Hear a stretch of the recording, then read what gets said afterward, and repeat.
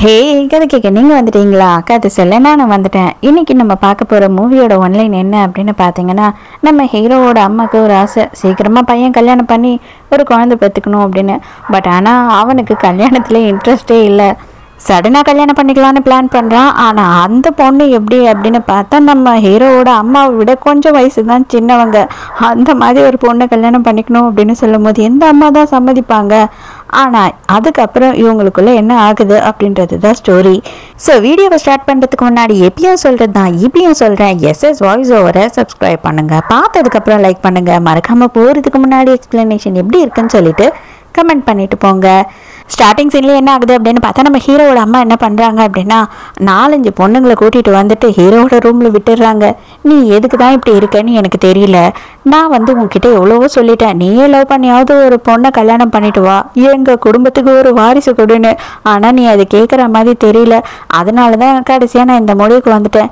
இதில் எந்த பொண்ணு உன்னோட மனசை கவர்றாலோ அந்த பொண்ணு இந்த மொத்த குடும்பத்துக்கும் அவள் தான் ஒரே மருமக, அவள் பெக்கிறது தான் ஒரே வாரிசு. ஸோ இங்கே எந்த பொண்ணுக்கு அந்த டேலண்ட் இருக்குன்னு சொல்லிட்டு அவங்களே அதை டிசைட் பண்ணிக்கிட்டோம் அப்படின்னு சொல்லிட்டு ரூமையும் பூட்டிட்டு போயிடுறாங்க. அதே நேரத்துக்கு நம்ம ஹீரோயினை இன்ட்ரடியூஸ் பண்ணுறாங்க. இவ தான் நம்மளோட ஹீரோயின். இவ அவளோட புருஷன் கூட ஏதோ ஒரு இடத்துக்கு போயிட்டு இருக்கா. எங்கங்க என்னை கூட்டிகிட்டு போகிறீங்க, எதுக்காக இந்த டைம்க்கு என்னை இங்கே கூட்டிகிட்டு வந்தீங்க அப்படின்னு சொல்லி கேட்டுக்கிட்டே இருக்கா. அப்போ அதுக்கு அவன் என்ன சொல்கிறான் அப்படின்னா, இவ்வளோ நாளும் உன்னை வச்சு நான் குப்பை கொட்டிட்டேன், இதுக்கு மேலே என்னால் முடியாது, எல்லாத்தையும் நான் முடிச்சிடலான்னு முடிவு பண்ணிட்டேன் அப்படின்னு சொல்கிறான். எதுக்காக இப்படி எல்லாம் பேசுகிறீங்க, தயவு செஞ்சு இப்படிலாம் பேசாதீங்க அப்படின்னு சொல்லி ஹீரோயின் கெஞ்சுறா. அதுக்கு அவன் என்ன சொல்கிறான்னா, இதை பாரு, எனக்கு ஒரு லவ்வர் இருக்கா, அவளை நான் சீக்கிரமே கல்யாணம் பண்ணிக்கணும்னு ஆசைப்படுறேன். அவளும் கல்யாணம் பண்ண என்ன தான் கல்யாணம் பண்ணுவேன் அப்படின்னு ஒத்த கல்லு நிற்கிறா.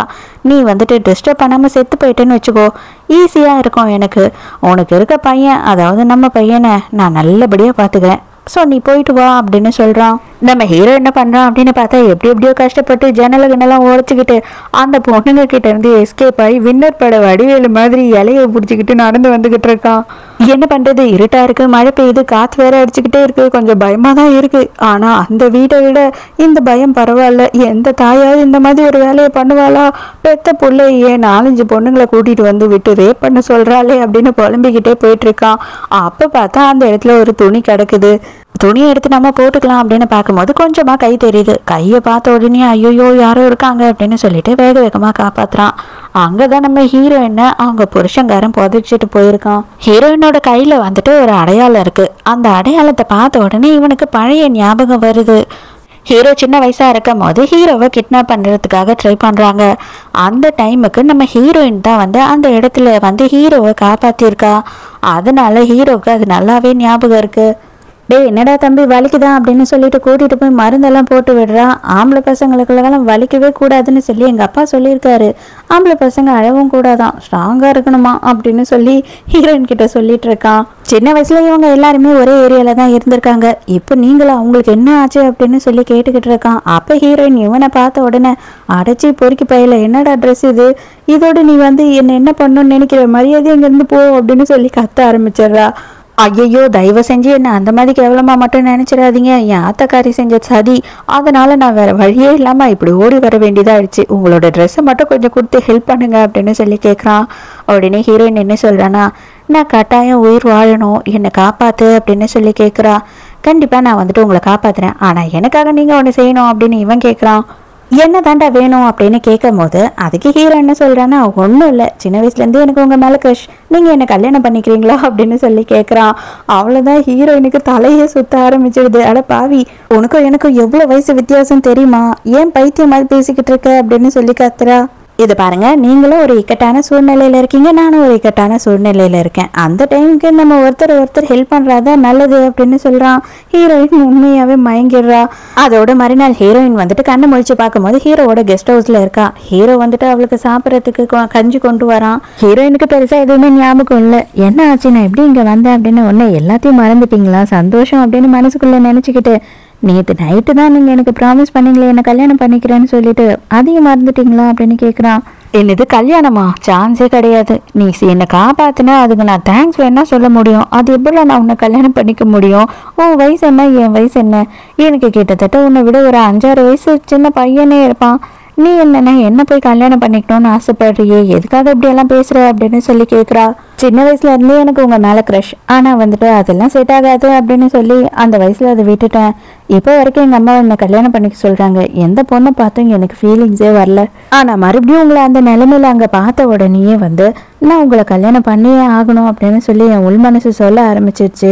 தயவு செஞ்சு மறுக்காதீங்க. இப்ப நீங்க தானே உங்க புருஷன் தான் இதெல்லாம் பண்ணா அப்படின்னு சொன்னீங்க.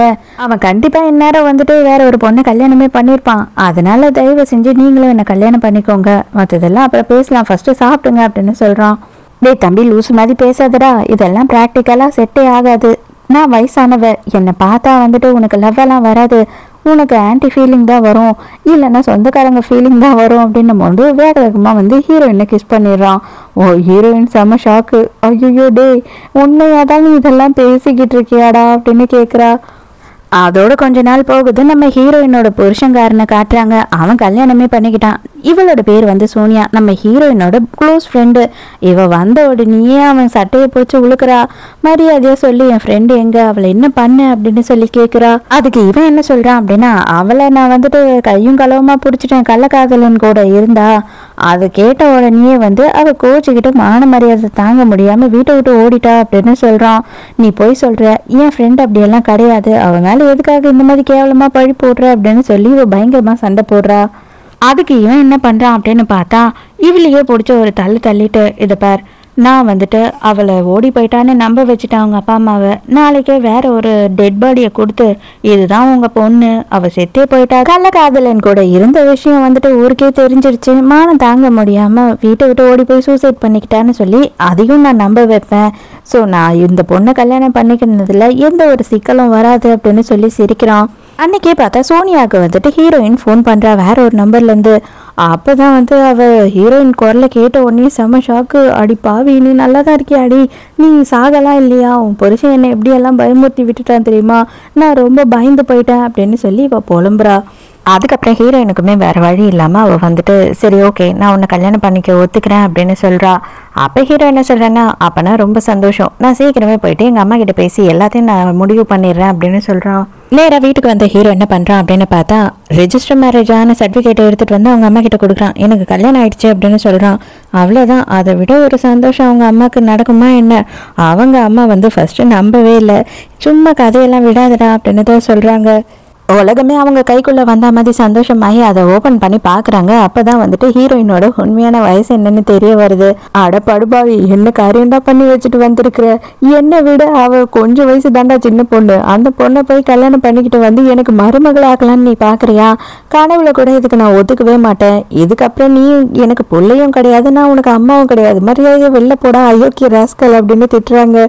நான் யாருன்னா கல்யாணம் பண்ணிக்கணும்னு தானே நீ ஆசைப்பட்ட, அதை நான் பண்ணிட்டேன், இதுல ஏன் கோவப்படுற அப்படின்னும் போது அங்க துடைக்கிறதுக்காக ஒரு குச்சி வச்சிருக்காங்க, அதை புடுங்கிக்கிறாங்க. மவனை உன்னை இன்னைக்கு என்ன பண்றேன்னு மட்டும் பாரு, இந்த மாதிரி ஒரு கல்யாணம் நீ பண்ணிக்கிட்டு குடும்பம் நடத்துறதுக்கு நீ டெட் பாடி ஆகி மண்ணுக்குள்ளேயே போயிடலாம்டா அப்படின்னு சொல்லிட்டு துரத்தி அடிக்கிறாங்க.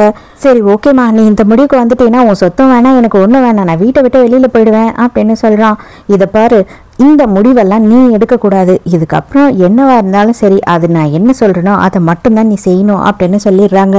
வேற வழியே இல்லாம ஹீரோவோட அம்மாவுமே கல்யாணத்துக்கு சம்மதிச்சிடுறாங்க. அது மட்டும் இல்லாம கல்யாணத்தை கிராண்டா பண்ணணும், எல்லாரையும் கூப்பிட்டு இந்த ஊருக்கே கல்யாணத்தை சொல்லணும் அப்படி இப்படின்னு சொல்லிட்டு எல்லாருக்கும் ரிலேட்டிவ்ஸ்க்கெல்லாம் ஃபோன் பண்ணி சொல்லிக்கிட்டு இருக்காங்க.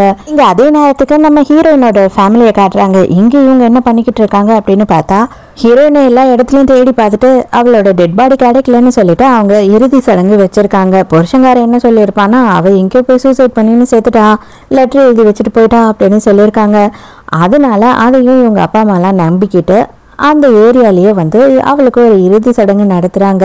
அந்த இறுதி சடங்குக்கு அண்ணங்காரன் இருக்கான் ஹீரோயினுக்கு, அவன் அங்க வர காசு எல்லாத்தையும் எப்படியாவது ஆட்டை போடணும் அப்படின்னு பார்த்துக்கிட்டு இருக்கான். அப்போ அங்க இறுதி சடங்குக்கு காசு வைக்க வராரு. அவர்கிட்ட போய் 200 ரூபாய் வைக்கிறியடா பிச்சைக்காரா அப்படின்னு சொல்லி கேட்குறான். அதுக்கு அந்த ஆள் என்ன சொல்றான்னா, உன் அக்காக்காரி என்னடா நல்லபடியாவா செத்தா, எவன் கூடயோ கள்ளக்காதல் வச்சிருந்துட்டு ஓடி போய் சூசைட் பண்ணிக்கிட்டு தானே செத்தா அப்படின்னு சொல்லி கேட்குறான். அதுக்காக 200 வெப்பியாடா அப்படின்னு சொல்லி அவன் கிட்ட போய் அல்பமாக சண்டை போட்டுக்கிட்டு இருக்கான். அதை பார்த்த ஹீரோயினோட அப்பா அம்மா என்ன சொல்கிறாங்கன்னா, டே வரவங்க போகிறவங்க கிட்டலாம் இப்படி சண்டை போட்டுக்கிட்டு இருக்காது காசுக்கு, அப்புறம் வைக்கிறதையும் வைக்காம போயிட போகிறாங்க, ஏற்கனவே ஓடுகாலி வேலை பண்ணிட்டா நம்ம பொண்ணு, மான மரியாதைலாம் போகுது, 200 வச்சா பரவாயில்ல அப்படின்னு சொல்லி சமாதானப்படுத்துகிறாங்க பையனை. அந்த டைமுக்கு ஹீரோயின் அந்த இடத்துக்கு வரா. இது நடக்கிற எல்லா விஷயத்தையும் ஹீரோயின் கேட்டுடுறா. நான் இருக்க வரைக்குமே என்கிட்ட காசை மட்டும்தான் போடுங்க, நீங்க நான் இல்லை அப்படின்னு தெரிஞ்சு கூட நீங்க வந்துட்டு காசை பத்தி மட்டும்தான் பேசுறீங்க இல்லையா அப்படின்னு சொல்லி ஹீரோயின் கேட்குறா. அவ்வளோதாங்க, எல்லாரும் பயந்துடுறாங்க. ஐயோ இவ சாகலையா அப்படின்னு. அந்த ஊர் மக்களே அப்படிதான் இருப்பாங்க போல. ஐயோ இவ சாகலைன்னு தெரியாம நம்ம வேற இறுதி சடங்குக்கு காசு வச்சுட்டோமேனு அந்த காசை எடுக்கிறதுக்காக எல்லாரும் ஓடுறாங்க. அண்ணங்காரன் போயிட்டு தம்பிக்காரன் போயிட்டு ஐயோ காசை எடுக்காதீங்க அப்படின்னு சொல்லி சண்டை போட்டுக்கிட்டு இருக்கான். எல்லாத்துக்கும் காரணம் நீதான், கண்டிப்பா நான் உன்னை சும்மா மட்டும் விடவே மாட்டேன், வந்த காசு எல்லாம் போச்சு, நீ எதுக்கு நீங்க திரும்பி வந்த, சரி இப்போ ஓகே, அவன் வந்து 2வது கல்யாணமே பண்ணிக்கிட்டான், நீ நடு ரோட்டில் தான் நிற்க போகிற, அதனால் நானே வந்துட்டு உனக்கு வேற ஒருத்தனை பார்க்குறேன், பக்கத்து ஊரில் ஒருத்தன் இருக்கான், அவன் பொண்டாட்டி இப்போ தான் செத்து போச்சு, அவன் 2வது கல்யாணத்துக்காக ஆள் பார்த்துக்கிட்டு இருக்கான், கண்டிப்பாக வந்து எனக்கு 1,00,000 கொடுப்பான் உன்னை கல்யாணம் பண்ணானா, அதாவது எனக்கு பிரயோஜனமாக இருக்கும், நான் இப்போவே ஃபோன் பண்ணி அவனை வர வைக்கிறேன் அப்படின்னு சொல்லி ஃபோன் பண்ணுறான். அதுக்கு ஹீரோயின் என்ன சொல்கிறேன்னா, ஆல்ரெடி எனக்கு கல்யாணம் ஆகிடுச்சு, எனக்கும் வேற ஒருத்தனுக்கும் ரெஜிஸ்டர் மேரேஜ் ஆகிடுச்சு அப்படின்னும் போது, அப்படியா சந்தோஷம், ஓகே, அவன் எங்களுக்கு வரதட்சணையும் எவ்வளோ கொடுப்பான், அட்லீஸ்ட் 1,00,000 கொடுப்பானா அப்படின்ட்டு சொல்லி தம்பிக்காரன் கேட்குறான். அவன் கிட்ட இருந்து உன்னால் ₹1 கூட வாங்க முடியாது, ஏன்னா அவன் ரொம்ப ஏழ்மை குடும்பத்தை சேர்ந்தவன் அப்படின்னு சொல்கிறா. அவ்வளோதான், குடும்பத்துக்கே வந்து செம்ம கடுப்பாயிடுது. நீ எல்லாம் உயிரோட இருக்கிறதும் செத்து போகிறதும் ஒன்று தான், எதுக்காக நீ உயிரோட வந்த, நான் உன்னை சும்மாவே விட மாட்டேன், இப்போ என்ன நீ இங்கே வந்துட்டு அவ்வளோதானே, நான் வந்து பக்கத்து ஊருக்காரனுக்கு உன்னை பிடிச்சி கொடுத்துவேன், உன் புருஷனுக்கு நீ எங்கே இருக்க ஏது இருக்க என்ன பண்ணுறேன்னு கூட தெரியாது அப்படின்னு சொல்லி மிரட்டுறாங்க. நீங்கள் இப்படியெல்லாம் பண்ணுவீங்கன்னு சொல்லிட்டு நான் போலீஸில் கம்ப்ளைண்ட் கொடுத்துட்டு தான் வந்திருக்கேன், ஸோ நான் இப்போ கிளம்பி போகல அப்படின்னா போலீஸ் உங்களை தான் பிடிக்கும் அப்படின்னு மிரட்டுறா. அதனால இவங்க சைலண்ட்டாக இருந்துடுறாங்க திட்டிக்கிட்டே. அப்போ ஹீரோயின் வெளியில் போகிறா. அந்த டைமுக்கு ஒரு ஆள் நல்ல பல்காக வராரு. இவர் யார் அப்படின்னு பார்த்தா தம்பிக்காரன் வந்து பக்கத்து ஊருக்காரரை ஃபோன் பண்ணி கூப்பிட்டான் இல்லையா, அவர் உடனே டக்குன்னு ஆஜராயிட்டுக்கிறாரு. அவர் என்ன சொல்கிறாருன்னா, ஐயோ எங்கே என் தங்கம், எங்கே என் செல்லக்குட்டி, ரொம்ப நாள் கழிச்சு நானும் வந்துட்டு எனக்கு புது பொண்டாட்டி கூட வாழ போகிறேன்டா அப்படின்னு சொல்லி சந்தோஷப்பட்டுன்னு இருக்காரு. அவளுக்கு ஆல்ரெடி கல்யாணம் ஆயிடுச்சான், வீட்டை விட்டே போயிட்டா அவ அப்படின்னு சொன்ன உடனே எல்லாம் உண்மையும் தெரிஞ்ச உடனே செம்ம காண்டாயிடுறாரு. 3 பேரையும் போட்டு கும்புறு கஞ்சி காசு எடுத்துடுறாரு. நம்ம ஹீரோயினோட எக்ஸ் இருக்கான் இல்லையா, அவன் அதுக்கப்புறம் அவனோட புது பொண்டாட்டி அம்மா, அதுக்கப்புறம் நம்ம ஹீரோயினோட பையன் எல்லாருமே வந்துட்டு ஒரு கல்யாண ஃபங்க்ஷனுக்கு போகிறாங்க. இது யாரோட கல்யாண ஃபங்க்ஷன் அப்படின்னு பார்த்தா, இப்போ புது பொண்டாட்டி இருக்கா இல்லையா, அவளோட அப்பாவோட கம்பெனி பாஸுக்கு தான் இங்கே ஃபங்க்ஷன் நடக்குது. அடடா எவ்வளோ பெரிய இடம், இங்கே பயங்கர செலவாகுமே அப்படி இப்படின்னு சொல்லி எக்கச்சக்கத்துக்கு பேசிக்கிட்டு இருக்காங்க. என்னோட புது மருமகளால் நான் இந்த இடத்தெல்லாம் வந்து பார்க்க முடியுது. இதுக்கு முன்னாடி தான் ஒருத்தி இருந்தாலே கருமும் பிச்சைக்காரி, தெரியாமல் பிச்சைக்காரியை போய் கல்யாணம் பண்ணிக்கிட்டு வந்துட்டேன். என் பிள்ளையோட வாழ்க்கையே இத்தனை வருஷம் நாசமாக போயிடுச்சு. அவளை கல்யாணம் பண்ணி கிட்டத்தட்ட 18 வருஷம் என் பிள்ளையோட வாழ்க்கை நாசமாக போச்சு.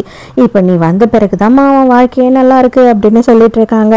அப்போ அந்த இடத்துக்கு நம்ம ஹீரோயின் வர ஃபுல்லாக ட்ரெஸ் எல்லாம் பண்ணிக்கிட்டு, ஆக்சுவலாக நம்ம ஹீரோக்கும் ஹீரோயினுக்கும் தான் இங்கே கல்யாணம். ஹீரோயினை பார்த்த உடனே எல்லாருமே வந்து பயங்கரமாக டென்ஷன் ஆயிடுறாங்க. கரெக்டாக அதே நேரத்துக்கு தம்பிக்காரன் என்ன பண்ணுறான் அப்படின்னு பார்த்தா, இந்த பக்கத்து ஊருக்காரனை கூட்டிக்கிட்டு இங்கே வந்துடுறான். இந்த பழைய மாமியார்காரி இருக்கா இல்லையா, அவள் ஹீரோயினை பார்த்த உடனே என்ன சொல்கிறா அப்படின்னா, இவ மோசமானவ, கேடு கட்டவ, இவளை சும்மாவே விடக்கூடாது, இவ மூஞ்சில் வந்துட்டு இவ தப்பானவ அப்படின்னு சொல்லி எழுதி இவளை ரோட்டில் ஊரெல்லாம் கூட்டிகிட்டு போகணும் பிடிங்கடா அப்படின்னு சொல்கிறாங்க.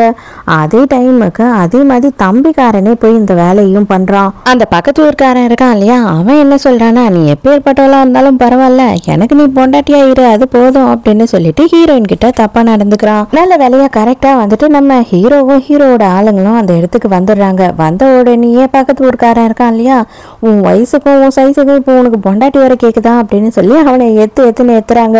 அப்பதான் ஹீரோ வேகமா வந்து ஹீரோயினை பாக்குறான். ஹீரோயின் வந்துட்டு ரொம்ப பயந்து போய் அழுதுகிட்டே இருக்கா. உங்க யாரையுமே நான் சும்மா விட மாட்டேன் அப்படின்னும் போது, நீ யாரா, நீ ஒரு ஏழை பையன் தானே, நீ ஒரு பிச்சைக்காரன் தானே, எனக்கு நல்லாவே தெரியும். 1,00,000 கூட வந்துட்டு உன்னால வரதட்சணை பணம் கொடுக்க முடியாது, இவ்வளோ ஒரு கேவலமானவன் தானே நீ அப்படின்னு சொல்லி ஹீரோ பேசிக்கிட்டு இருக்கான்.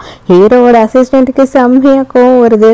என்னடா விட்டா போதுன்னு சொல்லிட்டு ஓவரா பேசிக்கிட்டு இருக்க, அவர் யாருன்னு தெரியுமா, அவர் வந்துட்டு இந்த ஊர்ல இருக்க பெரிய கம்பெனியோட பேரை சொல்லி அந்த கம்பெனிக்கே வந்துட்டு சேர்மனே ஒருத்தர் தாண்டா, அந்த மொத்த சொத்துக்கும் மொத்த குடும்பத்துக்கும் ஒரே வாரிசு இவர் மட்டும்தான் அப்படின்னு சொல்றான். அவ்வளோதான். அதை கேட்ட உடனே எல்லாரும் காலில் விழுந்துடுறாங்க. தயவு செஞ்சு வந்துட்டு எங்களை விட்டுருங்க, எங்களை எதுவும் பண்ணிடாதீங்க அப்படின்னு சொல்லி கதற ஆரம்பிச்சிடுறாங்க. எக்ஸ் புருஷன் இருக்கான் இல்லையா, அவனோட புது மாமனார் இருக்காரு, பொண்டாட்டியோட அப்பா, அவர் அங்கே வந்துடுறாரு. அட பாவி, நீ நாசமா போனது இல்லாமல் என்னோட பிஸ்னஸையும் நீ நாசமாக்கிடுவ போல இருக்கே அப்படின்னு சொல்லிட்டு மாப்பிள்ளையும் போட்டு அடி அடின்னு அடிக்கிறாரு. பொண்ணுக்கும் ஒன்று கொடுக்குறாரு. பொண்ணை எடுத்துட்டு போயிட்டு நேராக ஹீரோ முன்னாடி முட்டி போட வச்சிடுறாரு. தயவு செஞ்சு எங்களை மன்னிச்சிடுங்க சார், இதுக்கப்புறம் இவங்க 2 பேருமே வந்து உயிரோட இருப்பாங்க அப்படின்னா உங்களோட லைஃப்பில் வரவே மாட்டாங்க. உங்களோட லைஃப்பில் பிரச்சனை பண்ண வந்தாங்க அப்படின்னா கண்டிப்பாக வந்து இதுக்கப்புறம் அவங்க உயிரோட இருக்க மாட்டாங்க. நானே என் பொண்ணையும் மாப்பிள்ளையும் கொண்டுடுவேன். தயவு செஞ்சு என்னையும் என்னோட கம்பெனியும் எதுவும் பண்ணிடாதீங்க அப்படின்னு கெஞ்சுறாரு. இப்போ தான் ஹீரோயினோட 17 வயசு சின்ன பையனை காட்டுறாங்க. அவன் என்ன பண்ணுறான்னா அப்பா அப்படின்னு சொல்லிட்டு ஹீரோ காலில் வந்து விழுந்துடுறான். அது மட்டும் இல்லாமல் தம்பிக்காரனும் வந்து விழுந்துடுறான் காலில். இதுக்கப்புறம் வந்துட்டு நீங்கள் என்ன சொன்னாலும் கேட்போம், இதுக்கு மேலே நாங்கள் எதுவுமே மாற்றி பேச மாட்டோம், நீங்கள் வந்து எங்களை பார்த்துக்கலாம் போதும் அப்படின்னு சொல்லி கெஞ்சிக்கிட்டு இருக்கானுங்க ஹீரோ கிட்ட. ஆனால் தம்பிக்காரனை விடுற மாதிரி இல்லை ஹீரோ, நீ தாண்டா இது எல்லாத்துக்கும் காரணம், கண்டிப்பாக நான் உன்னை மன்னிக்கவே மாட்டேன் அப்படின்னு சொல்லிடுறான். இதெல்லாம் முடிஞ்ச பிறகு நம்ம ஹீரோவோட அம்மா இப்போ தான் வராங்க. வரும்போதே வந்துட்டு அவங்க நல்லபடியாக தான் நம்ம ஹீரோயின் கிட்ட பேசுகிறாங்க. அது மட்டும் இல்லாமல் சந்தோஷமாக அவளுக்கு எக்கச்சக்கமான கிஃப்ட்ஸ் எடுத்துகிட்டு வராங்க. ஆனால் இப்போ தான் வந்து நம்ம ஹீரோவோட முறை பொண்ணை காட்டுறாங்க. சின்ன வயசுலேருந்தே வந்து இவங்க 2 பேருக்கும் கல்யாணம் பண்ணி வைக்கணும்னு எல்லாமே ஃபேமிலியாக ஆசைப்பட்டிருக்காங்க. பட் ஆனால் அது நிறைவேறல அப்படின்ன உடனே இப்போ அவன் என்ன நினைக்கிறான் அப்படின்னா, எப்படியாவது ஹீரோயினை துரத்தி விட்டுட்டு நம்ம ஹீரோவை கல்யாணம் பண்ணணும் அப்படின்னு நினைக்கிறா. ஹீரோவும் ஹீரோயினும் வந்து ரிங் மாற்றிக்க போகிறாங்க. அந்த டைமுக்கு அங்கே இருக்க எல்லாருமே என்ன பேசுகிறாங்க அப்படின்னு பார்த்தா, எதுக்காக இவங்க இவ்வளோ பெரிய குடும்பத்தை சேர்ந்தவங்க இந்த மாதிரி ஒரு கேடு கெட்டவளுக்கு கல்யாணம் பண்ணி வைக்கிறாங்க. ஏற்கனவே கல்யாணம் ஆயிடுச்சு, இன்னொருத்தன் கூட ஓடி போயிருக்கா, செத்துட்டேன் அப்படின்னு ட்ராமா பண்ணியிருக்கா, இவ்வளோ விஷயம் பண்ணியிருக்கா. அது மட்டும் இல்லாமல் 17 வயசில் பையன் வேறு இருக்குது, அவளுக்கு இதெல்லாம் தேவையா, இவ்வளோ சின்ன பையன் தேவையா அப்படின்னு சொல்லி எல்லாரும் ஹீரோயின் காது படுற மாதிரியே பேசுகிறாங்க. இதெல்லாம் கேட்ட உடனே ரொம்ப ஃபீல் பண்ண ஹீரோயின் என்ன பண்ணுறா அப்படின்னு பார்த்தா, அவங்க அம்மா வந்துட்டு ஒரு பிரேஸ்லெட் போட்டு விட்டுருப்பாங்க. அதை கைட்டு ஹீரோ கையில் கொடுத்துட்டு கல்யாணத்துலேருந்து பாதியிலே ஓடி போயிடுறா. எல்லாரும் இப்போ என்ன பேசுகிறாங்கன்னா, இவங்க எவ்வளோ பெருந்தன்மையாக வந்து இவளுக்கு கல்யாணம் பண்ணி கொடுக்க நினச்சாங்க, எல்லாரும் எதிர்க்கும் அசிங்கம் பண்ணிட்டு ஓடி போயிட்டாலேன்னு பேசுகிறாங்க. அப்போ ஹீரோட அம்மா என்ன சொல்கிறாங்க அப்படின்னு பார்த்தா, நான் வந்துட்டு என் சுயமரியாதை எல்லாத்தையும் விட்டு கொடுத்து இறங்கி வந்துட்டேன். ஆனால் எப்போ வந்துட்டு இந்த இடத்துல அவ குடும்பத்தையே அசிங்கப்படுத்திட்டு பாதியில் போனாலோ, இதுக்கு அப்புறம் நீ வந்துட்டு ஒரே ஒரு விஷயத்த ஃபைனலாக டிசைட் பண்ணிக்கோ, உனக்கு நான் வேணுமா அவ வேணுமான்னு அப்படின்னு சொல்லிடுறாங்க. ஹீரோயின் எங்கே வரா அப்படின்னு பார்த்தா, அந்த சோஃபியா இருக்கா இல்லையா, அவளோட வீட்டுக்கு வந்துடுறா. என்னடி ஆச்சு அப்படின்னும் போது, இல்லடி இது வேலைக்கு ஆகாது, நான் வந்து அவளை கூட லைஃப்பில் இருந்தேன் அப்படின்னா அவனுக்கு என்றைக்குமே நிம்மதி இருக்காது, மதிப்பு மரியாதையும் இருக்காது, அதனால நான் இதை பற்றி கவலைப்படுற மாதிரி இல்லை, நான் என்னோட லைஃப்பை பார்த்துக்க போகிறேன் அப்படின்னு சொல்லிடுறா. பேசிக்கிட்டே இருந்த ஹீரோயின் சடனாக மயக்கடிச்சு விழுந்துடுறா. ஹாஸ்பிட்டலுக்கு கூட்டிகிட்டு வந்து சோஃபியா சேர்க்குறா. அதுக்கப்புறம் தான் டாக்டர் என்ன சொல்கிறாரு அப்படின்னு பார்த்தா, ஹீரோயின் ப்ரெக்னெண்ட்டாக இருக்கா அப்படின்னு சொல்கிறாரு. இப்போதான் ஒரு விஷயத்தையும் காட்டுறாங்க. என்ன நடந்திருக்கு அப்படின்னு பார்த்தா, நம்ம ஹீரோவும் ஹீரோயினும் வந்து பயங்கரமாக ஒரு நாள் குடிச்சிக்கிட்டு ஃபீல் பண்ணிட்டு இருந்திருக்காங்க.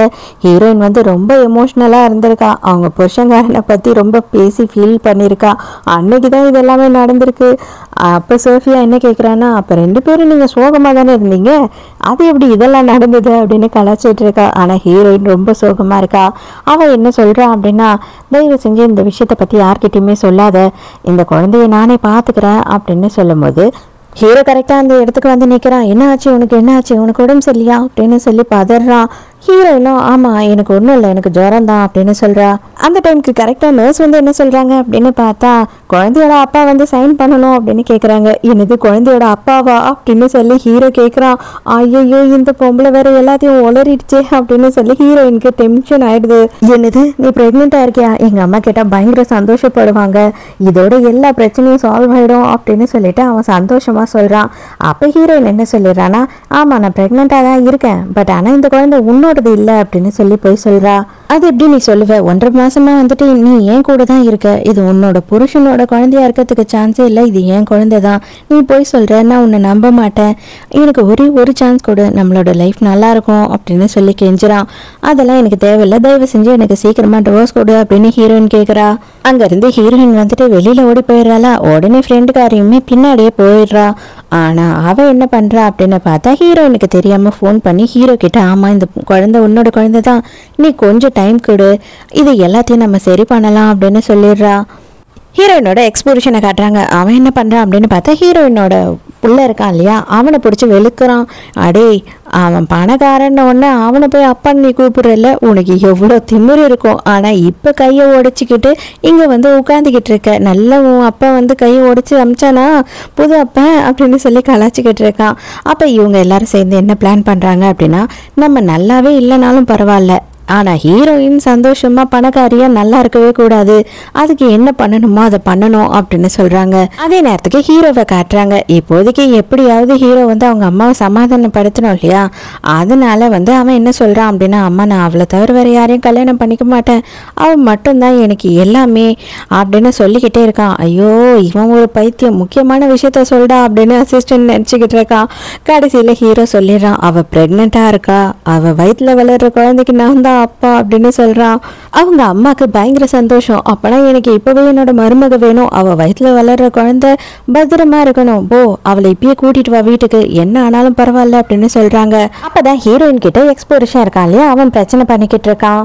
அதாவது அவன் என்ன சொல்றான் அப்படின்னா, உன்னாலதான் வந்து எங்க அம்மா செத்து போயிட்டாங்க தெரியுமா, நீ வந்துட்டு எங்க அம்மாவை அசிங்கப்படுத்திட்ட, அவங்க உயிரையே விட்டுட்டாங்க, நீ கேடு கட்டவ, நீ எல்லாம் இந்த ஊருக்குள்ள வாழக்கூடாது அப்படின்னு சொல்லி ஹீரோயினையும் ஃப்ரெண்டையும் வழி மறைச்சு பிரச்சனை பண்றாங்க. அப்ப சோஃபியா என்ன சொல்றா அப்படின்னு பார்த்தா, இதை பாரு ஹீரோவோட குழந்தை அவளோட வயிற்றுல வளருது, நீங்க யாருன்னா இவளை எதனா பண்ணி அந்த குழந்தைக்கு எதனா ஆச்சுன்னா அவன் உங்களை சும்மா விட மாட்டான் அப்படின்னும் போது அங்க கூட வந்து ஆளுங்கெல்லாம் பயந்துடுறாங்க.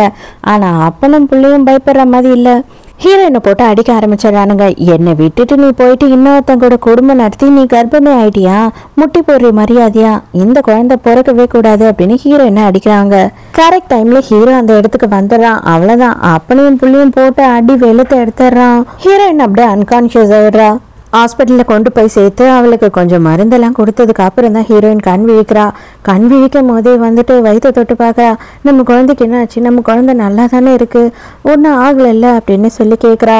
ஃபைனலாக இப்போயாவது உன்னோட வாயிலேருந்து வந்தது நம்ம குழந்தைன்னு சொல்லிட்டு, ஒரே ஒரு விஷயந்தான், நீ ரொம்ப வீக்காக இருக்கியா, தயவு செஞ்சு நல்லா சாப்பிடணும், நீ நல்லா ரெஸ்ட் எடுக்கணும், நீ எந்த ஒர்க்குமே பண்ணக்கூடாது, உனக்கு வந்துட்டு ரொம்ப நாள் கழித்து இந்த குழந்தை நிற்கிறதுனால உனக்குமே ஏஜ் ஆகிறதுனால இந்த குழந்தைய நல்லபடியாக காப்பாற்றிக்கணும், இதுதான் லாஸ்ட் ப்ரெக்னன்சியாக இருக்கும்னு டாக்டர் சொல்லிட்டாங்க அப்படின்னு சொல்கிறான். ஹீரோயின் வரமாட்டேன் அப்படின்னு சொன்னாலுமே கேட்காம வீட்டுக்கு கூட்டிகிட்டு வந்துடுறான். இனிமேல் வந்து உன்னை சுற்றி 4-5 பேர் இருப்பாங்க, அவங்க தான் உனக்கு எல்லா ஹெல்ப்புமே பண்ணுவாங்க, நீ எதுவுமே பண்ணக்கூடாது அப்படின்னு சொல்கிறான். ஹீரோவோட அம்மாவுமே வந்து பேசுகிறாங்க. நான் கூட வந்து உண்மையாகவே உன் மேலே கோவப்பட்டுட்டேம்மா, தயவு செஞ்சு என்னை மன்னிச்சிடு, இந்த வாரிசை மட்டும் நல்லபடியா பெற்று கொடுத்துடு, அது எனக்கு போதும் அப்படின்னு அவங்க சொல்லிட்டு சந்தோஷப்பட்டுக்கிட்டு இருக்காங்க. அதோட ஹீரோயின் போய் குளிச்சுட்டு வர பார்த்தா ரூம்ல ஹீரோ வெயிட் பண்ணிக்கிட்டு இருக்கான். அவனை பார்த்த உடனே இவ பயந்துடா. ஐயோ இந்த ரூம்ல நீ என்ன பண்ற அப்படின்னும் போது, இதுதானே நம்மளோட பெட்ரூம், இனிமே நம்ம ஒன்னா தானே இருக்கணும் அப்படின்னு சொல்றான். இல்ல நான் வந்துட்டு வேற ரூம்ல தங்குறேன் அப்படின்னு சொல்றா ஹீரோயின். அதெல்லாம் முடியாது, அம்மா கண்டிப்பா விட மாட்டாங்க, அம்மா விட்டாலும் சரி நான் விட மாட்டேன் அப்படின்னு சொல்றா. உன்னை நல்லபடியா நான் தான் பாத்துக்கணும் அப்படின்னு சொன்னாங்க, உன்னை வந்து ஸ்ட்ரெயின் பண்ணக்கூடாதுன்னு சொன்னாங்க, நான் உனக்கு க்ரீம் எல்லாம் போட்டு விடுறேன் அப்படின்னும் போது, ஐயோ எனக்கு அதெல்லாம் வேணாம் நானே போட்டுக்கிறேன் அப்படின்னு சொல்றா. இல்ல நீ வந்துட்டு ரொம்பலாம் ஸ்ட்ரெயின் பண்ணக்கூடாதான், அதனால நான் தான் போட்டு விடுவேன் அப்படின்னு சொல்லி சண்டை போட்டுக்கிட்டு இருக்கா. ஹீரோவும் க்ரீம் எல்லாம் போட்டு விடுறானா. அவ்வளவுதான், ஹீரோயினுக்கு கடி ஆயிடுது. போதுண்டா எப்பா நான் தூங்க போறேன், எனக்கு க்ரீம் எல்லாம் வேண்டாம் அப்படின்னு சொல்லி அவ படுத்துடுறா. ஹீரோவோட முறை பொண்ணு இருக்கா இல்லையா, அவ வந்துட்டு அவளோட செக்ரட்டரி கிட்ட பேசிக்கிட்டு இருக்கா. ஆக்சுவலா பார்த்தா இவங்களுக்கு பிஸ்னஸ்ல பயங்கரமா லாஸ் ஆயிடுச்சு. இப்போதைக்கு ஹீரோவோட ஹெல்ப் இருந்தா மட்டும்தான் வந்து நம்மளால நம்ம பிஸ்னஸை காப்பாற்ற முடியும். அது இல்லாம ஒரு கேள்விக்காக அவன் வந்து என்னை விட்டுட்டு அவளை கல்யாணம் பண்ணிக்கிட்டு போயிடானே, அவனுக்கு கொஞ்சம் கூட அறிவே இல்லையா அப்படின்னு சொல்லி கத்திக்கிட்டு இருக்கா. மேடம், நீங்கள் தான் வந்துட்டு ட்ரை பண்ணணும், நீங்கள் எப்படியாவது ட்ரை பண்ணி அவனை வளைச்சி போடணும் அப்படின்னு சொல்லி இவ சொல்கிறா. நேராக என்ன பண்ணுறா அப்படின்னு பார்த்தா நம்ம ஹீரோவை பார்க்கறதுக்காக போயிடுறா ஆஃபீஸ்க்கே. அங்கே போன உடனே அவள் என்ன சொல்கிறான்னா, இதுக்கப்புறம் வந்துட்டு நம்ம பிஸ்னஸையாவது நல்லா பண்ணலாம், அதுக்கு மட்டும் எனக்கு நீ ப்ராமிஸ் பண்ணு அப்படின்னு சொல்லி கேட்குறா. அவனும் சரின்னு சொல்கிறான். அப்போனா நம்ம இந்த ட்ரிங்கை குடிச்சு நம்ம 2 பேருமே ப்ராமிஸ் பண்ணிப்போம், கண்டிப்பாக இதுக்கப்புறம் ஃப்யூச்சரில் பிஸ்னஸில் நீ என் கூடியே தான் இருப்பேன்னு சொல்லிட்டு அப்படின்னு போது, சரி பிஸ்னஸ் தானே அப்படின்னு சொல்லி அவனுமே என்ன பண்ணுறான்னா அவள் கொடுக்குற ட்ரிங்கை வாங்கி குடிச்சிட்றான். கொஞ்ச நேரத்திலேயே வந்துட்டு பயங்கரமாக வந்து ஹீரோ மயக்க வந்து விழுந்துடுறானா. அப்போ இவ என்ன பண்ணுறான்னா மொபைலை எடுத்து ஹீரோயினுக்கு என்னை வந்து இந்த ஹோட்டல் ரூமில் பிக்கப் பண்ணிக்கோ அப்படின்னு சொல்லி மெசேஜ் அனுப்புகிறா. அதே மாதிரி ஹீரோவை வந்து ஆளுங்களை வச்சு ஹோட்டல் ரூமுக்குமே கூட்டிகிட்டு போயிடுறா.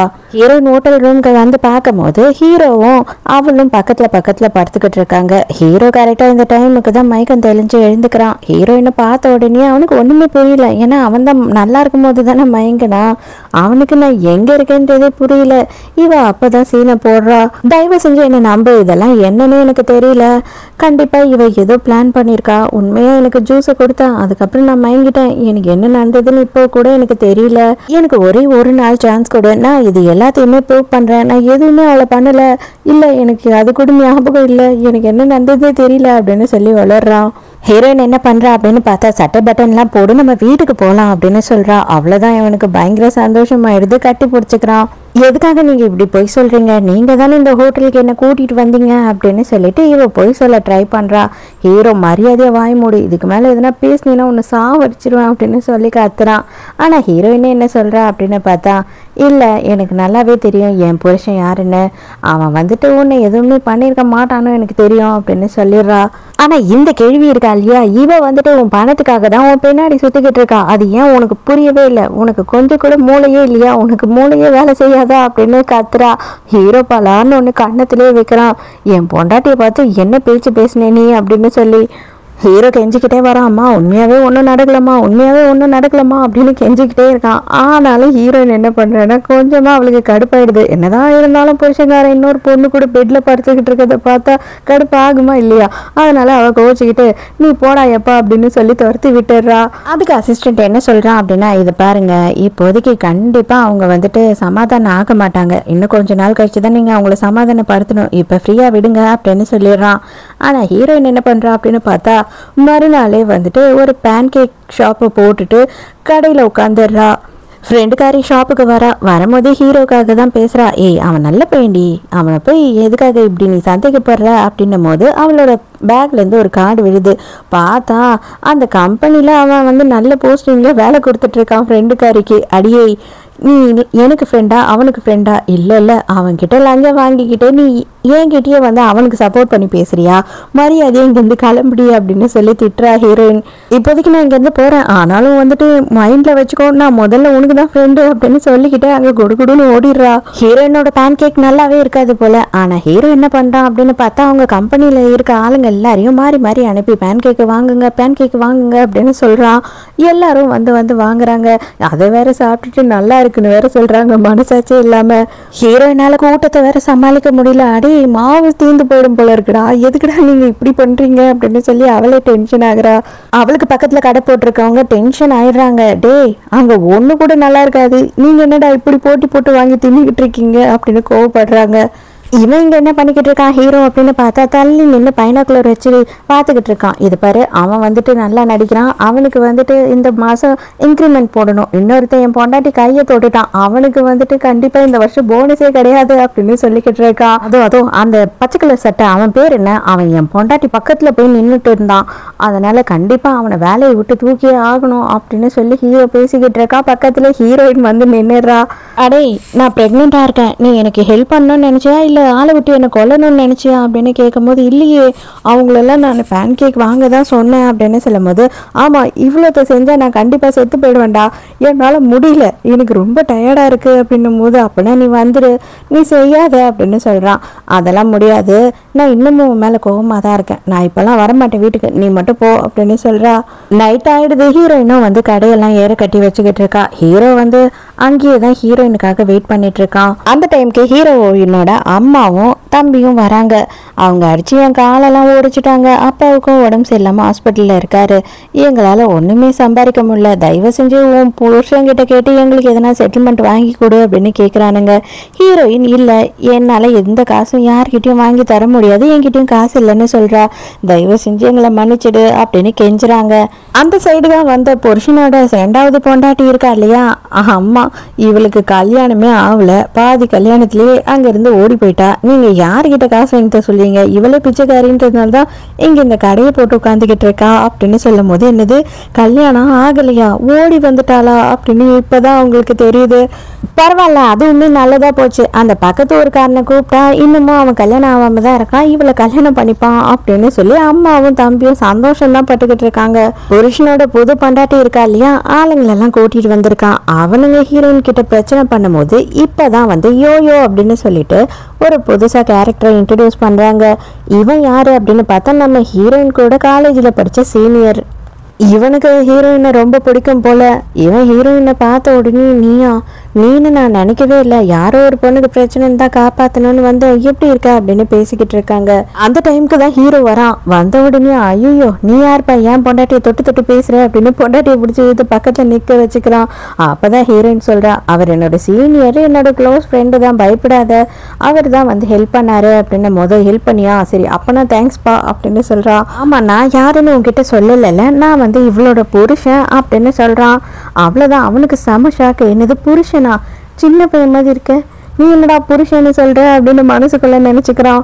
ஹீரோ வீட்டுக்கு வந்தவொடனே ஹீரோயின் கிட்ட இப்பதான் அவன் யாரு, நீ கொஞ்சம் தெளிவா சொல்லு எல்லாத்தையும் அப்படின்னும் போது, அதான் சொன்ன நீ சீனியர் ஃப்ரெண்டுன்னு சொல்லிட்டு எதுக்காக நீ வந்து அவரை பத்தியே கேட்டுக்கிட்டு இருக்க, ஏன் என்ன ஆச்சு உனக்கு அப்படின்னு சொல்லி கேட்குறா. ஒன்றும் இல்லை ஃப்ரெண்டு தான் இல்லை, சரி ஓகே நான் எதுவும் கேட்கல, நான் வேலை இருக்கு கிளம்புறேன் அப்படின்னு சொல்லி ரொம்ப சோகமாக கிளம்புறான். உடனே ஹீரோயின் வந்து பிடிச்சி உட்கார வைக்கிறா.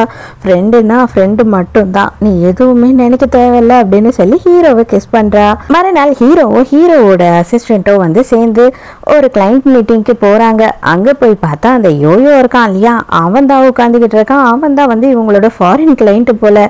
பார்த்த உடனே ஹீரோ செம்ம ஷாக் ஆயிடுறான். ஆனால் ஹீரோ என்ன பண்ணுறான் அப்படின்னு பார்த்தா, எனக்கு தெரிஞ்சு உனக்கும் எனக்கும் பிஸ்னஸ் டீல் ஒத்து போகும் அப்படின்னு எனக்கு தோணவே இல்லை, ஏன்னா உன்னோட ஃபர்ஸ்ட் மீட்டிங்கே எனக்கு பிடிக்கல அப்படின்னு சொல்லிட்டு போயிடுறான். இவனுக்கு செம்ம கடுப்பாயிடுது. ஹீரோ வீட்டுக்கு போகிறான். வீட்டுக்கு போனால் ஹீரோயின் வெளியில் கிளம்பிக்கிட்டு இருக்கா. நான் வந்துட்டு என்னோட காலேஜ் ரீயூனியன் பார்ட்டிக்கு போகிறேன் அப்படின்னும் போது அப்போ தான் ஹீரோ கேட்குறான், உன்னை தான் எப்பயும் கூப்பிட மாட்டாங்கன்னு சொல்லியிருக்கியேன்னும் போது, ஆமாம் இப்போ யோயோ சீனியர் வந்திருக்காரு இல்லையா, அவரும் நானும் ரொம்ப க்ளோஸ் இல்லை, அதனால அவர் தான் அரேஞ்ச் பண்ணியிருக்காரு, ஸோ அப்போ கண்டிப்பாக அவர் என்னை கூப்பிடுவார் இல்லையா, அதனால தான் நானும் போய் ஆகணும் அப்படின்னு சொல்லிட்டு கிளம்பிடுறா. பாவி எந்த பிரச்சனையும் இல்லை, எல்லாம் நல்லபடியாக போகுதுன்னு நினைக்கும் போதா இந்த பண்ணாட வரணும் என்னோட லைஃப்பில் அப்படின்ற மாதிரி ஹீரோ மனசுக்குள்ள அவனை அசிங்கமாக திட்டிக்கிட்டு இருக்கான். இங்கே ஹீரோயின் போன உடனே அங்கே இருக்க எல்லாருமே வந்துட்டு என்ன பண்ணுறாங்க அப்படின்னு பார்த்தா, ஹீரோயினை ரொம்ப மட்டமாக பேசிக்கிட்டு இருக்காங்க. ஆமாம் நீ வேலைக்கெல்லாம் போகலல்ல, நீ காலேஜ் முடிச்ச உடனே கல்யாணம் பண்ணி பொண்ணெல்லாம் பேத்துட்டேன்னு நினைக்கிறேன், ரொம்ப சின்ன வயசுலேயே உன்னோட லைஃபே முடிஞ்சு போயிடுச்சு, அவ்வளோதான் உன்னோட லைஃப் அப்படி இப்படின்னு ஹீரோயினை ரொம்ப மோசமாக பேசுகிறாங்க. அதில் இன்னொருத்தி என்ன சொல்கிறா அப்படின்னு பார்த்தா, இப்போ தான் நான் லேட்டஸ்ட்டாக அவளோட புருஷன்காரனை பார்த்தேன், அவன் இன்னொரு பொண்ணு கூட போனான் அப்படின்னும் போது, ஆமாம் எனக்கு டிவோர்ஸ் ஆயிடுச்சு, இப்போ என்னன்றீங்க அப்படின்னு சொல்கிறா. ஓ அது வேற ஆயிடுச்சா, குடும்பம் கூட உன்னால் ஒழுங்காக நடத்த முடியல ஒரு புருஷன் கூட அப்படின்னு சொல்லி கேட்குறாங்க. அப்போ தான் கரெக்டாக யோயோ உள்ளே வரான். உள்ளே வந்த உடனே அங்கே பேசிக்கிட்டு இருந்தவனுக்கு பலார்னு ஒன்று கன்னத்திலே விடுறான். உங்களுக்கெல்லாம் வெக்கமா இல்லை, நம்மளோட கூட படித்த பொண்ணையே இவ்வளோ கேவலமாக இப்படியெல்லாம் தான் ட்ரீட் பண்ணுவீங்களா, நான் எதுக்காக தெரியுமா உங்கள் எல்லாரையுமே இங்கே வர சொன்னேன் அப்படின்னு சொல்கிறான். உன்னை ஸ்டார்டிங்லேருந்தே நான் லவ் பண்ணிக்கிட்டு இருந்தேன், இப்போ தான் வந்து என்னால் தைரியமாக வந்து உங்ககிட்ட சொல்ல முடிஞ்சது, என்னை கல்யாணம் பண்ணிக்கோ அப்படின்னு சொல்கிறான். ஹீரோயினுக்கு ஒன்றுமே புரியல. இங்கே இருக்க எல்லாரும் என்ன சொல்கிறாங்கன்னா, அடியே இந்த மாதிரி லைஃபே உனக்கு கிடைக்காது, தயவுசெய்து ஒத்துக்கோ அப்படின்னு சொல்கிறாங்க. பைத்தியம் மாதிரி எதுவும் பண்ணிக்கிட்டு இருக்காத, இவங்க யாருக்கும் தெரியாது, ஆனால் உனக்கு தெரியும்ல எனக்கு ஆல்ரெடி கல்யாணம் ஆயிடுச்சு அப்படின்னு சொல்லிட்டு அப்படின்னு சொல்கிறா. அப்போதான் நம்ம ஹீரோ அங்கே வரான். எவன்டா அவன் ஏன் பொண்டாட்டிக்கு ப்ரப்போஸ் பண்ணுறவன் அப்படின்னு சொல்லி. அப்பதான் ஹீரோயின் என்ன சொல்றா அப்படின்னா, ஆமா இந்த ஊர்லயே பெரிய கம்பெனியோட ஒரே சேர்மன், ஒரே வாரிசு என்னோட புருஷன் தான் அப்படின்னு சொல்றா. எல்லாருமே பதறி போயிடுறாங்க. அது மட்டும் இல்லாம ஒருத்தர் ரொம்ப பேசிக்கிட்டு இருந்தான் இல்லையா, அவன் என்ன பண்றான் அப்படின்னு பார்த்தா, ஐயோ நான் அந்த கம்பெனியில தான் வேலை செய்யறேன், முதலாளி தயவு செஞ்சு என்ன வேலைகளை விட்டு தூக்கிடாதீங்க அப்படின்னு சொல்லிட்டு கதற ஆரம்பிச்சிடுறா. யோயோவுமே என்ன சொல்றான் அப்படின்னு பார்த்தா, நமக்குள்ள நடந்த எல்லா விஷயத்தையும் மறந்துடுங்க, பிஸ்னஸ் விஷயத்துலையாவது நம்ம 2 பேரும் வந்து சேர்ந்து பண்ணலாம். நான் கூட நேற்று நீங்கள் ஹஸ்பண்ட்னு சொல்லும் போது அது பொய்யா இருக்குமோ அப்படின்னு தான் நினச்சி இதெல்லாம் பண்ணிட்டேன் அப்படின்னு சொல்கிறான். இது பாரு, நீ என்ன சொன்னாலும் சரி, நீ என் பொண்டாட்டிக்கு ப்ரப்போஸ் பண்ண பற்றியா, அதை என்னால் ஏற்றுக்கவே முடியாது. இதுக்கு மேலே உன் கூட நான் வந்துட்டு எந்த ஒரு பிஸ்னஸும் பண்ண மாட்டேன் அப்படின்னு ஸ்ட்ரிக்டாக சொல்லிடுறான். என்னதான் இருந்தாலும் என்னோட கம்பெனிலேருந்து உனக்கு பெரிய லாபம் தான் கிடைக்கும். ஒரு பொம்பளைக்காக வந்துட்டு நீ இவ்வளோ பெரிய லாபத்தை விட்டு கொடுக்கறதுக்கு ரெடியாக இருக்கியா என்ன? நீ எல்லாம் ஒரு பிஸ்னஸ் மேனா? ஒரு பிஸ்னஸ் மேன் அவனோட பிஸ்னஸ்க்காக என்ன வேணாலும் பண்ணுவான் அப்படின்னு சொல்லும்போது ஹீரோக்கு செம்ம கடுப்பாயிடுது. பலார்னு ஒன்று கன்னத்திலே விடுறான். முதல்ல என் குடும்பம் தாண்டா எனக்கு முக்கியம், அதுக்கப்புறம் தான் நான் பண்ணுற பிஸ்னஸ் அப்படின்னு சொல்லிடுறான். அதோட மறுநாள் என்ன ஆகுது அப்படின்னு பார்த்தா, நம்ம ஹீரோயின் வந்துட்டு கேக்கெல்லாம் வாங்கிக்கிட்டு ஹீரோ பார்க்கறதுக்காக உன்னோட ஆஃபீஸ்க்கு தான் நான் வந்துகிட்டு இருக்கேன் அப்படின்னு சொல்லிட்டு இருக்கா. ஃபோனில் பேசிக்கிட்டு இருக்க வேலை அப்படியே யாரோ கிட்னாப் பண்ணி கூட்டிட்டு போயிடுறாங்க. ஹீரோ தானே ஃபோன் பேசிக்கிட்டு இருந்தான், அவனுக்கு பயங்கர பதட்டம் ஆயிடுது. இந்த யோயோ இருக்கான் இல்லையா, அவன் தான் வந்து ஹீரோயினை கிட்னாப் பண்ணியிருக்கான். அவன் என்ன பண்ணுறான் அப்படின்னு பார்த்தா, இது பார், என்னோட மொத்த பிஸ்னஸையுமே உன் புருஷன் கெடுத்துட்டான், எவ்வளோ கேவலமானவன் தெரியுமா அவன். இப்போ கூட நீ என்ன நினைக்கிற, உன் வயத்தில் அவங்களோட வாரிசு நின்றுச்சுன்ற ஒரே காரணத்துக்காக மட்டும்தான் அவங்க உன்னை வச்சுட்டு இருக்காங்க அப்படின்னும் போது, இல்லை என் புருஷன் என்ன ரொம்ப லவ் பண்ணுறான் அப்படின்னு ஹீரோயின் கதறா. சரி ஓகே, அப்போனா வந்துட்டு நம்ம வந்து ஒரு கேம் ப்ளே பண்ணலாம். உன் புருஷன் இங்கே வர வைக்கலாம், அவனுக்கு நீ முக்கியமா இல்லை உன்னோட குழந்தை முக்கியமா அப்படின்றத நம்ம தெரிஞ்சுக்கலாம் அப்படின்னு சொல்கிறான். நம்ம 2 பேருமே நல்லா தானே பழகிட்டு இருந்தோம், எதுக்காக நீ இப்படி எல்லாம் நடந்துக்கிற? நான் ப்ரெக்னெண்ட்டாக இருக்கேன், என் வயிற்றுல ஒரு சின்ன குழந்தை இருக்குது, தயவு செஞ்சு என்னை விட்டுடு அப்படின்னு சொல்லி அவள் கதறா. அவன் என்ன சொல்கிறான் அப்படின்னு பார்த்தா, உண்மைதான் நான் உன்னை லவ் பண்ணேன், ஆனால் எனக்கு பிஸ்னஸ் முக்கியம், எனக்கு வந்து சம்பாதிக்கணும், அதுதான் எனக்கு முதல்ல. அதனால நான் ஃபாரின் போனேன், நான் வந்துட்டு நல்லா செட்டில் ஆனேன், திரும்பி வந்தேன், நீயும் கரெக்டாக டிவோர்ஸ் ஆகி தான் வாழ்ந்துக்கிட்டு இருக்க அப்படின்றத கேள்விப்பட்டேன்.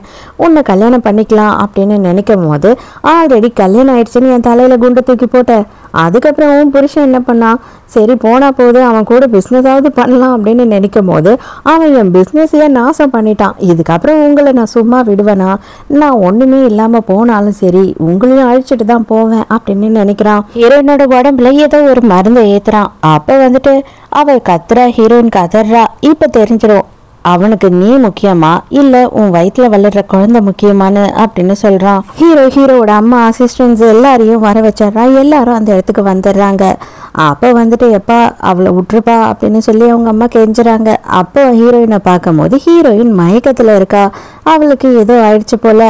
அப்போ அவன் என்ன சொல்கிறான் அப்படின்னா, இப்போ வந்துட்டு ஒரு மருந்தை உங்கள் மருமகளோட உடம்புல நான் இன்ஜெக்ட் பண்ணியிருக்கேன், அது கொஞ்சம் கொஞ்சமாக வந்து வயிற்றுல வளர்கிற குழந்தைய இப்போவே எடுத்து நீங்கள் தனியாக வச்சு வளர வச்சுக்கலாம். ஆனால் இவ செத்து போயிடுவா, இல்லை அந்த குழந்தை வேண்டாம் அப்படின்னு நீங்கள் நினச்சிங்கன்னா 1/2 மணி நேரத்தில் குழந்தை மட்டும் செத்து போயிடும். நீங்களே முடிவு பண்ணிக்கோங்க, அந்த குழந்தை வேணுமா இல்லை உங்களுக்கு இவ வேணுமான்னு சொல்லி. அதே மாதிரி நான் விசாரிச்சிட்டேன், இதுதான் இவளோட லாஸ்ட் ப்ரெக்னென்சி வேறையாமே அப்படின்னு சொல்கிறான். ஹீரோ என்ன சொல்கிறான் அப்படின்னு பார்த்தா, உனக்கு என்ன வேணுமோ நான் தரேன்டா அப்படின்னும் போது, எனக்கு எதுவுமே வேண்டாம், இதுக்கப்புறம் நான் எதை பற்றியும் கவலைப்படுற மாதிரி கிடையாது, என்ன நீ அழிச்சிட்டல்ல, உன் குடும்பத்தை நான் அழிப்பேன்டா அப்படின்னு சொல்லி ஹீரோயினோட கயிறை மட்டும் கட் பண்ணி விடுறான். என்ன நடந்தாலும் சரி இந்த 2 ஆப்ஷன்ல ஏதாவது ஒன்றுத்தை மட்டும்தான் நீங்கள் செலக்ட் பண்ண முடியும், உங்களால் 2த்தையும் வச்சுக்க முடியாது அப்படின்னு சொல்கிறான். தயவு செஞ்ச அதுக்கு மாற்று மருந்து இருந்தா கூடுடா அப்படின்னு கேட்குறாங்க. நானே இதுக்கப்புறம் உயிரோட இருக்க போகிறதில்ல, உங்களால் அதுக்கான மாற்று மருந்தை கண்டுபிடிக்கவே முடியாது அப்படின்னு சொல்லிட்டு இவன் ஏதோ ஒரு மருந்தை சாப்பிட்டுடுறான். அங்கேயே ரத்த வாந்தி எடுத்து செத்துடுறான். ஹீரோக்கு என்ன பண்ணுறதுன்னே புரியல. ஹீரோ அவங்க அம்மா கிட்ட சொல்கிறான், தயவு செஞ்சு என்னை மன்னிச்சிடுமா, என்னவோ வந்துட்டு குழந்தைன்னு செலக்ட் பண்ண முடியாது, என்னோட பொண்டாட்டி தான் எனக்கு முக்கியம் அப்படின்னு சொல்கிறான். ஆனால் அவங்க அம்மா என்ன சொல்கிறாங்கன்னா, உண்மையாகவே வந்து இவளையும் நான் நல்லபடியாக பார்த்துக்கணுன்னு தான் நினச்சேன்டா, ஆனால் எனக்கு என் குடும்ப வாரிசா அப்படின்னு நினைக்கும் போது எனக்கு குடும்ப வாரிசுன்னு தான் நான் சூஸ் பண்ணுவேன், தயவு செஞ்சு என்ன நீ மன்னிச்சிடுப்பா அப்படின்னு சொல்கிறாங்க. அதுக்கப்புறம் கொஞ்ச நாள் கழிச்சு காட்டுறாங்க, நம்ம ஹீரோயினும் அவங்க மாமியாரும் 2 பேருமே உட்காந்துக்கிட்டு இருக்காங்க. ஆக்சுவலாக என்ன நடந்திருக்கு அப்படின்னு பார்த்தா, இவளை ஹாஸ்பிட்டலுக்கு கூட்டிகிட்டு போயிருக்காங்க.